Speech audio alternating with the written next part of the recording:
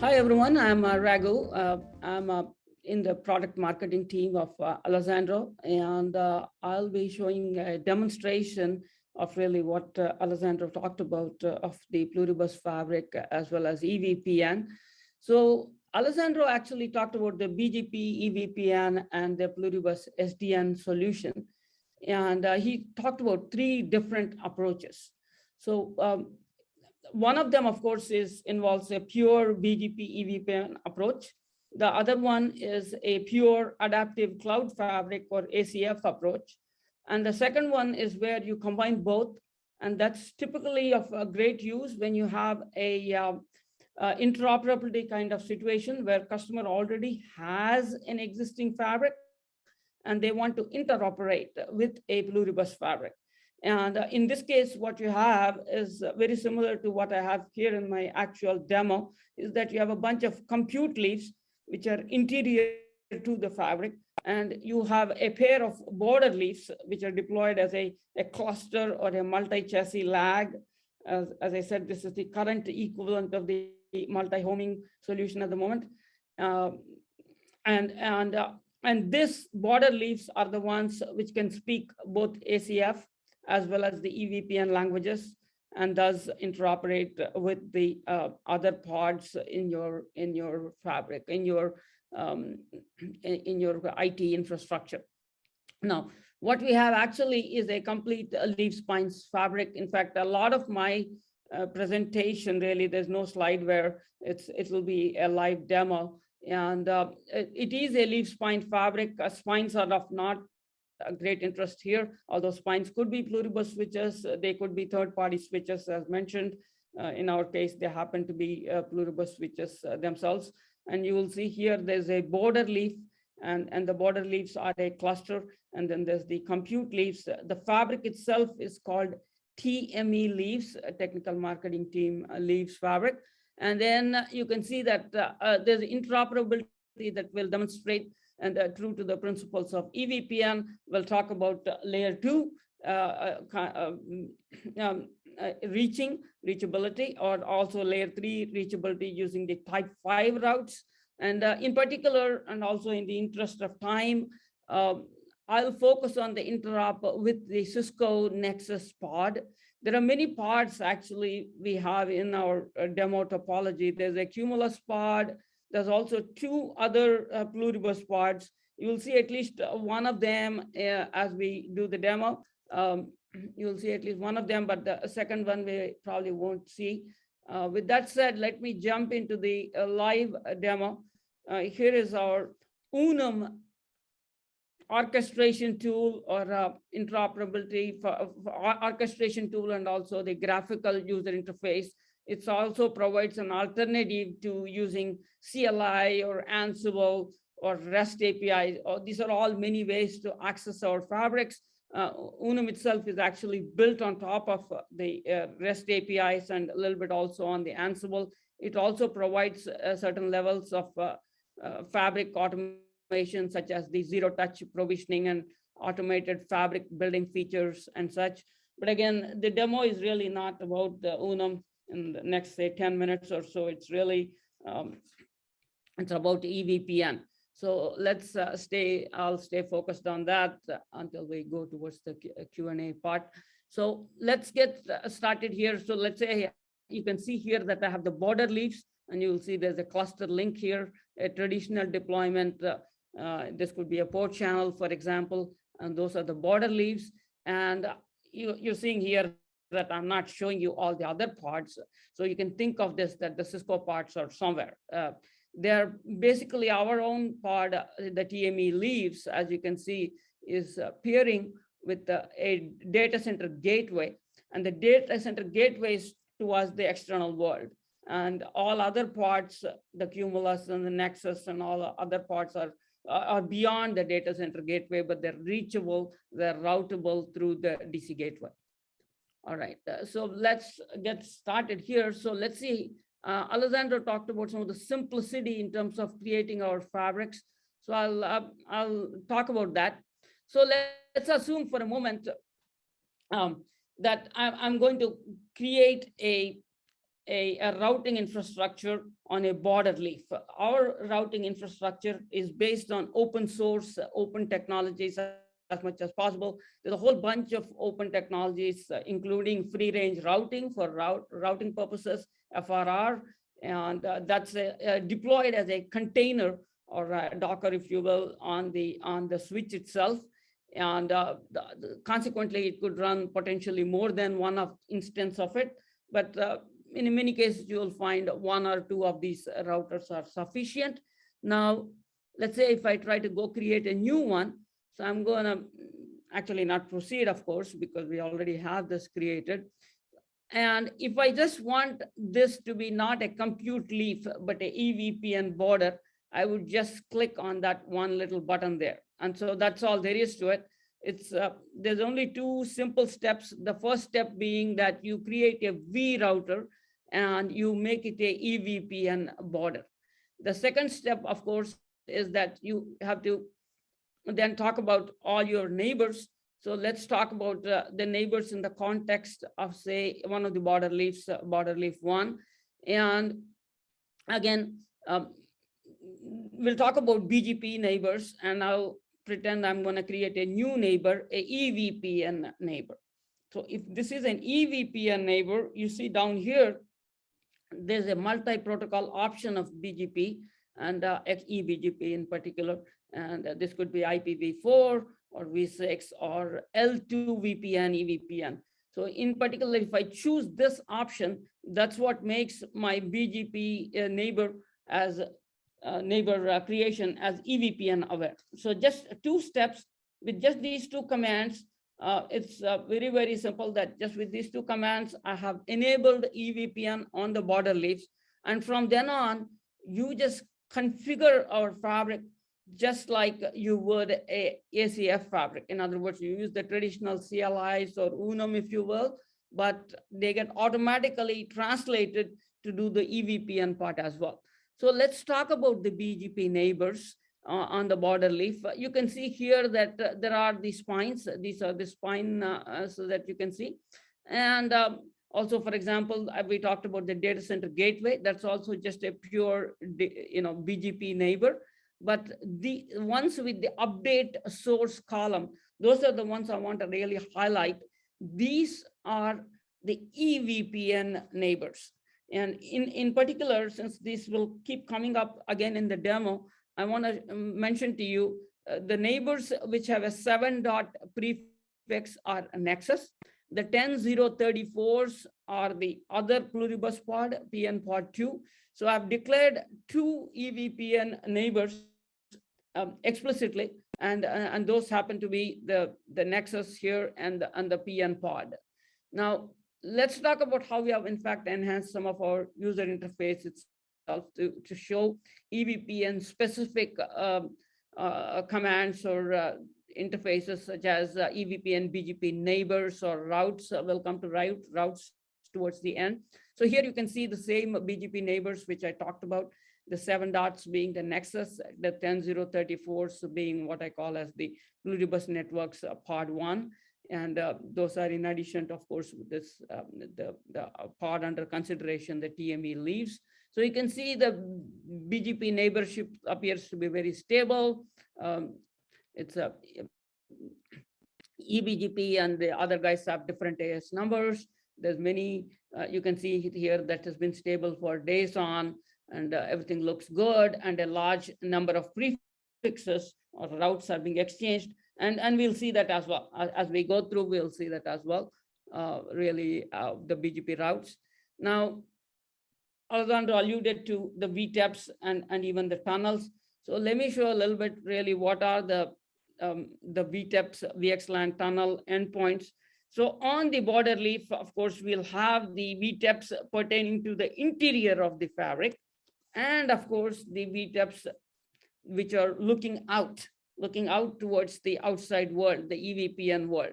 And I just did the filtration on them, and you can quickly see that the 10 dots, of course, my PN pod 1, there's also a PN pod 2, and the 6 dots are the Cumulus pod.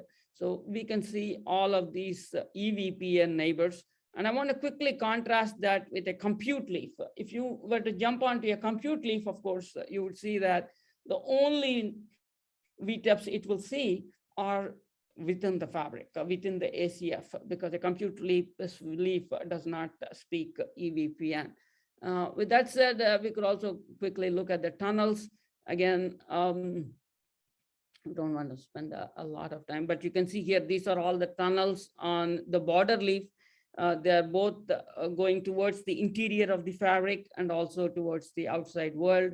A tunnel towards Nexus, a couple of tunnels to each of the Nexus switches, and then also the tunnels to the other cumulus and other pods.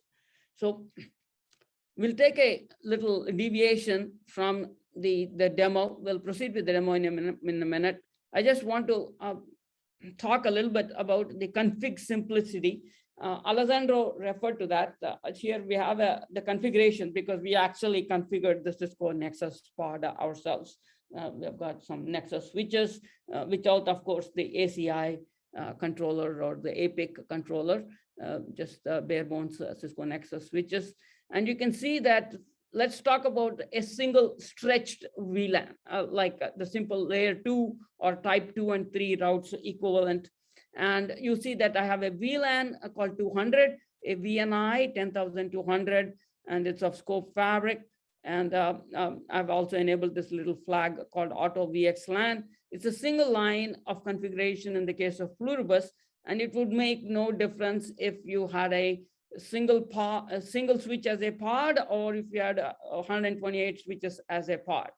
On the other hand, if you were to jump to a Cisco Nexus, just the hierarchical nature of Cisco configuration, and of course the additional complexity that it brings in, requires you to this config to explode to like about 14 lines. And also because you have to explicitly import and export neighborship from each of your EVPN neighbors, so that the route target import and exports also increase with the number of neighbors you have. So that said, it's about 14 lines, and in our case, part of the simplicity is this keyword scope fabric, which Alessandro mentioned. Essentially pushes this config to the entire fabric, no matter what the size of the fabric is. I mean, currently we have customers with 128 switches in the fabric.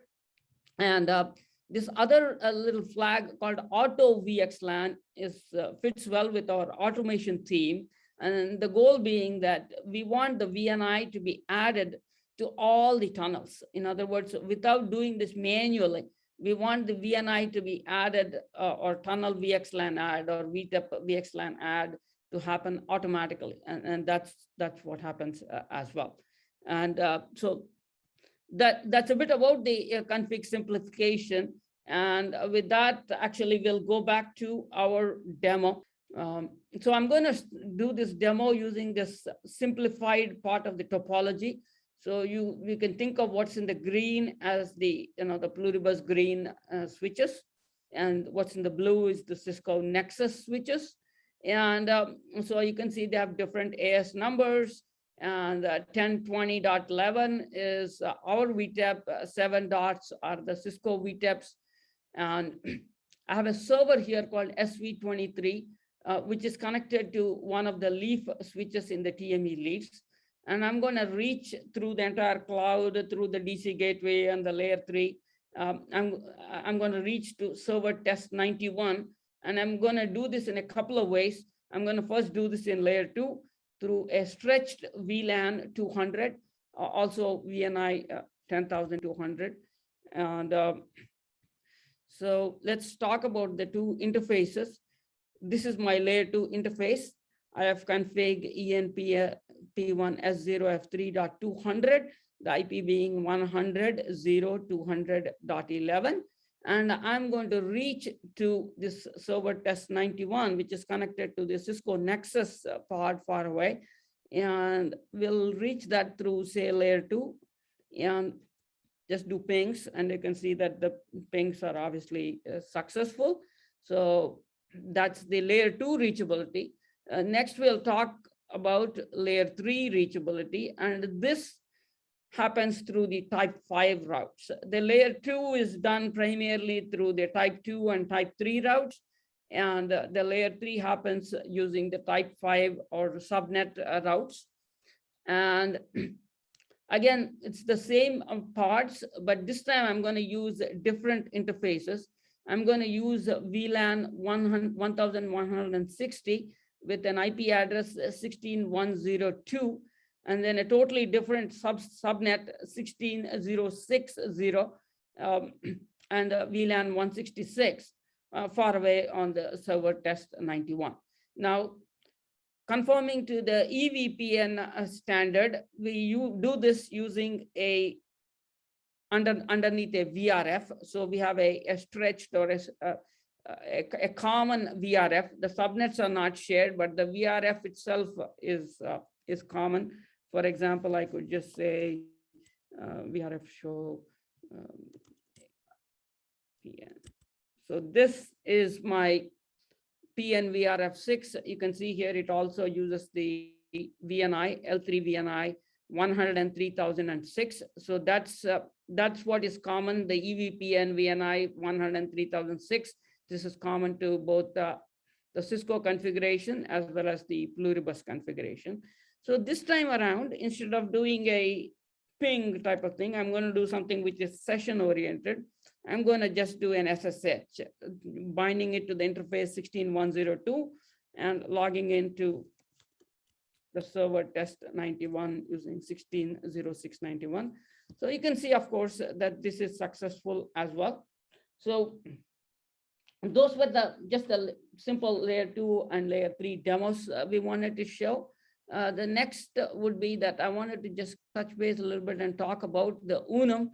And of course, in the Unum, you can see whatever I showed you through the CLI. You can still see the VRFs, for example. You can see that the PN VRF6 that I talked about, it's right here. Now let's go into what's called the analytics. Again, a full deep brief of this whole infra on the Unum would be a very big demo in itself. But we'll just, for the moment, focus on what connections have been created. And Unum can show you that. The Unum analytics module can show basically it's basically flow analytics for every connection that passes through our fabric, anywhere through the fabric. The endpoints could be farther away. We trap the connection data, the metadata, and archive them into an elastic search database. And this could literally go up to like 30 days, for example. And you can even have further archival options if you choose to. But here you can see there's this one SSH connection to 16102 as source, which is the client, and then 160691. And I can go further down here and I can dig deeper into the connections. For example, I can see the same thing, the destination IP, and further down, I'm going to see the source IP. And you can also see the VLAN that we use for this, the layer 3 VNI, which is the layer 3 VNI is 103,006, and the corresponding VLAN is 3,006. So all of this is available for future use because of this Unum tool. So here are my BGP routes. So these are the routes being exchanged with the neighbors. So you can see here, there's like 3,509 routing entries. You can see the full details if you wish, the extended community strings. You can see the route targets. You can see the VNIs for layer 2, and also, of course, the L3 VNI for type 5 routes. I could also go filter them. Again, they're sorted by route type. You can scroll down to see the type 2, the type 3, and the type 5 routes. And also, you can see that I could quickly filter to the subnet 16060, and you can see that it's identified the 2 route types, route type 5s that are exchanged with the between the TME leaves and the Cisco Nexus with the route distinguishers as 7 dot. The L3 VNI is there. So again, all the route types messages being exchanged, they're dynamic, they get updated. You get to see them on the Unum tool. That in summary is most of my demo. With this, I will pause and wait for any questions. This is Rita Younger. I have a question.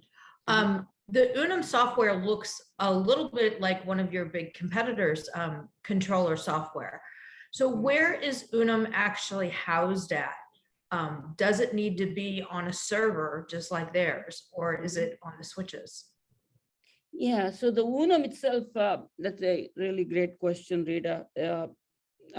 So Unum is a VM, and as Alessandro also mentioned, we have this good partnership with Dell as well. So we work very well. We have tighter integrations even with VMware. But basically, if you have a ESXi server, if a customer has a extra ESXi server, otherwise they could just get the free version of the enterprise license of the ESXi and install Unum in OVA. You download it and you install it, and then you attach Fabric. So I would first install my Unum, then I can attach many fabrics to it. So a single Unum, for example, can manage more than one fabric, and also it's x86 based. Raghu, just a clarification. I just wanted to clarify the analogy with other vendors' controllers. This is not a controller; it's just a portal to simplify the provisioning using a graphical tool. But there's no intelligence or state stored or preserved or maintained in Unum. So it's not a controller, there's no control plane functionality, it's just a portal to effectively automate tasks that would otherwise be done through REST or CLI. Just wanted to clarify that. Thank you. That's a good point, Alessandro.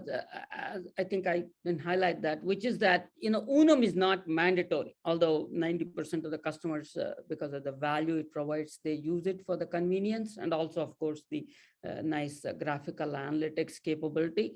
But you could create and manage your fabric purely with CLI or REST APIs.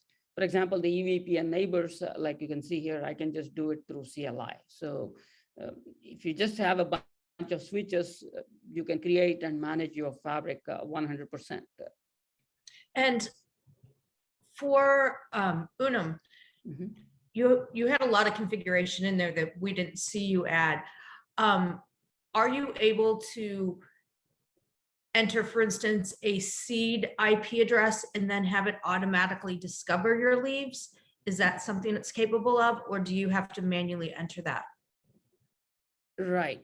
So usually the way we you provision a fabric into Unum is by giving it a seed switch, like what you said, and of course there is a concept of a seed switch redundancy as well. But ignoring that for a moment, I would create a seed switch. So for each of these fabrics, I have a single seed switch. And so once you do that, the rest of the fabric gets discovered. Excellent. And you didn't spend a lot of time on the visibility aspects through the analytics.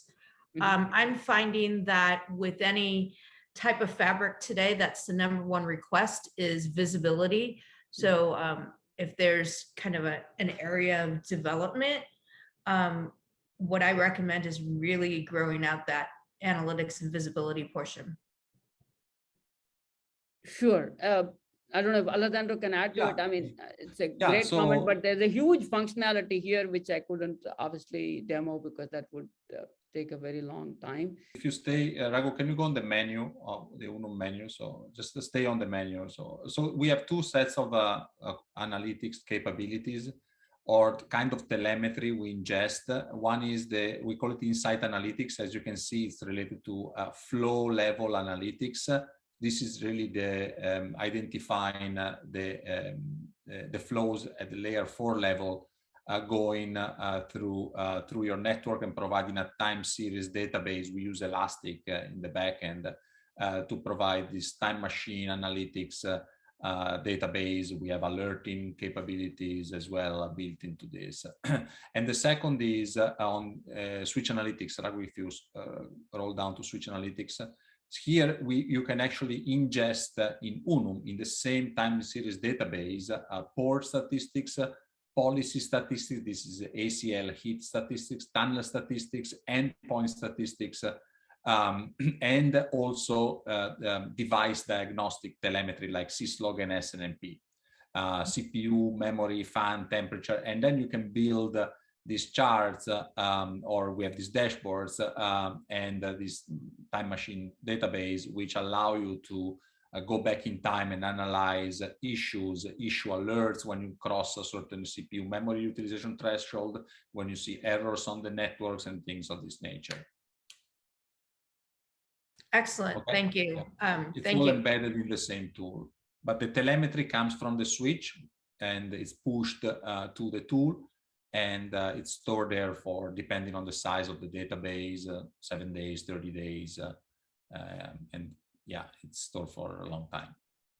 Yep. Simplicity and visibility, that is what I'm constantly hearing as request. So it looks like you're certainly using the same thought process. I appreciate it. Yeah, we're focusing on simplicity, simplifying complex network problems. That's the goal. Thank you very much for the demo, Rako. This is Orhan Ergün. I want to ask a question on the multicast route types. Any of them at the moment? Right now, no. We I know, as Alessandro mentioned, the type 4 and type 1 are the ones which are in the roadmap, and also, of course, the equivalents are being made available, partly also due to customer demand and customer interest for the multi-homing aspect. The multicast, we do have internally a multicast within ACF, but the type 6 type of functionality, of course, ours includes both, of course, the IGMP support as well as the multicast tree equivalent through the fabric. Anything you wanted to add, Alessandro, on the type 6 and such for the multicast? No, yeah, this is part of our roadmap. Right now, we do support IGMP snooping over EVPN. That's what we have. So it's only layer 2 multicast in the current release. And more to come as we build our EVPN stack. Okay. So for the ASN, autonomous system allocation, I've seen that. I think manually can be done, also automatically with the fabric, scope fabric, etc. You can assign, as far as I understand. So when we talk about ASN allocation, 2 bytes, 4 bytes ASN is we have.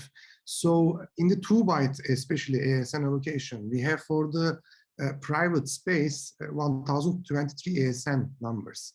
So what if your customer has more than 1,000 switches?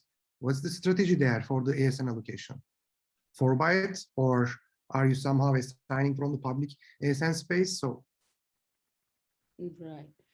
So I'll answer the best I know, and Alessandro can add as well. So the ASN number is manually configured. It is a 4-byte ASN. So we haven't had customers who ran into issues because I guess the max is something like 100 nodes. And usually you would have one V router. So at the time of creating a V router, that's exactly when you would specify the AS number. And so let's see, BGP AS number. So at the time of creating the V router, I create the AS number, and it's right now manual. And so we haven't had to deal with any automatic ASN creation. Anything you wanted to add on that, Alessandro? Yeah, no, I mean, the only way where we do automatic is when we build the leaf spine topology, but for, maybe through Unum. Yeah, through Unum. But again, we are using an Ansible playbook in the end to do this automatic allocation. There's nothing intrinsic in the fabric that allocates this these ASN numbers. Yeah, and as Drago suggests, we typically have fabrics in the hundreds of devices, and we support 4-byte as well. So as you support 4-byte, even 93 million, as far as I remember, you can support. So hopefully we have those kind of networks as well. Yeah, I hope so. Yeah, Yes. but in reality, it's really that one V router, it depends on how many, let's say even if you have 3 V routers per switch and you have 100 switches, we're still talking 300. So, millions is probably, there may be other problems, but ASN number will not be a problem. There were other parts of the demo that we could show with respect to Cumulus and stuff, but again, we are at the end of time. So thank you all for attending, and both Alessandro's session on the EVPN technology overview and the live demo of interop with Cisco Nexus with me. And thanks again, Orhan, Peter, Rita, and Tom.